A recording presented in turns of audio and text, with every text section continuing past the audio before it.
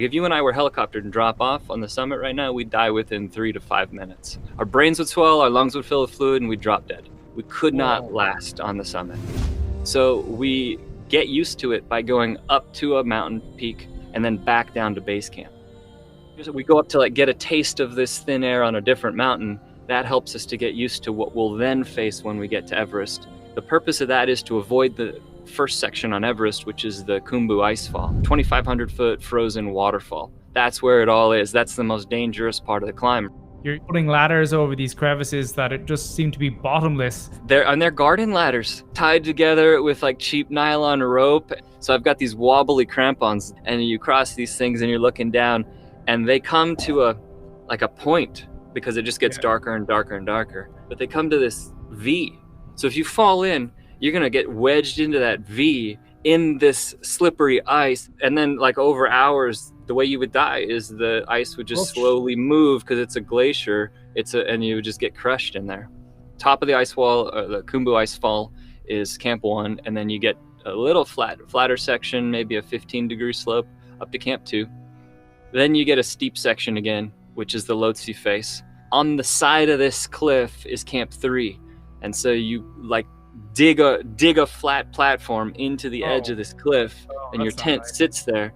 And people have died by waking up in the middle of the night to take a wee. They stand up and they're not tied in or harnessed in, and they slip and fall. And then up to Camp 4, that final push, we leave at 7 p.m. in order to climb through the night with the goal of getting back down before the following afternoon's storms hit. All you can see is a 100-foot beam of light in front of you. We were in the Milky Way galaxy once the clouds opened up, so you've just got like stars above you, and you're so high above the horizon line that you're looking down on the stars. So you feel like you're just walking through space with ice whipping into your goggles. Every inch of skin is completely covered up because if anything is exposed, your fingers, you've got 3 to 5 minutes before it completely freezes.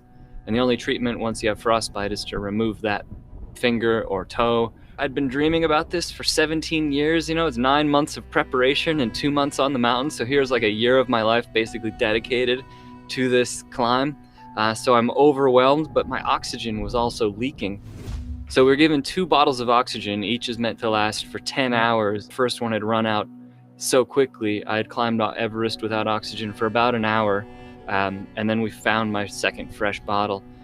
We keep climbing because we think we figured out the problem. We're well into the death zone at this point. We were above the Hillary steps, so at that point there's only like an hour or so remaining to get to the top. Didn't figure out the problem though, it kept leaking.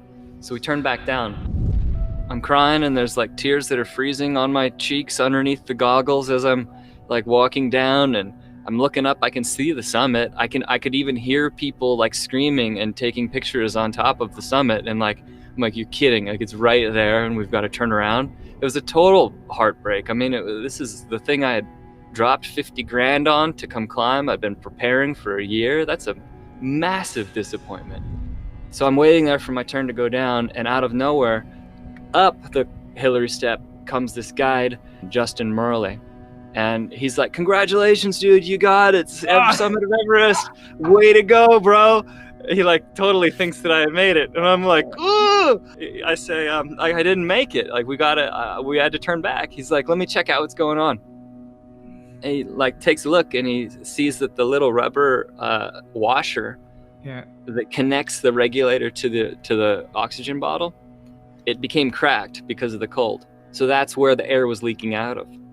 He pulls his tea bottle out of his backpack, opens it up, there's steam coming out.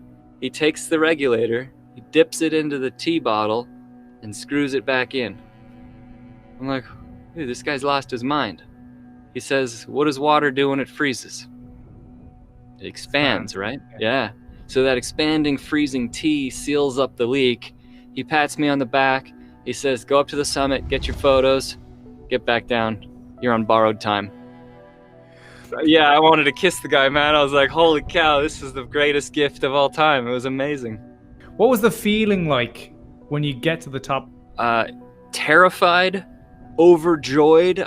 It is all spiritual is what I learned. In a weird way, I think I've become a mountain as a result of climbing all of these. That's what I feel at my core. And a mountain is a beautiful thing in that it can be eroded down over time, over like millions and millions of years. Glacier carves it out. It just is.